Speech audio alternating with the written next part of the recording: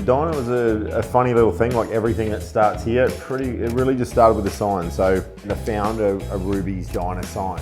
So Ruby's Diner is a franchise in America, predominantly in California. There was 12 of them. 2 of them closed down during COVID. So what I did was stumble across the guy who was involved in the liquidation of the Ruby's Diner. Yeah, fast forward and a bit of chatting and did a deal and bought the whole diner. Yeah, all the parts that are in this are from the original diner from Irvine, California. We did hot dogs because everybody does hamburgers. So I guess it's just like everything else, we've just got to have a point of difference and be slightly different.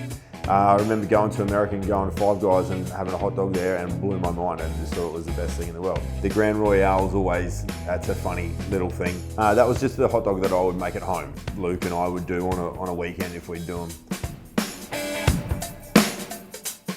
So if you were aware of what Ruby's was and what it is, it's their logo frame upside down with Big Benny's. Pays a little homage to where it comes from.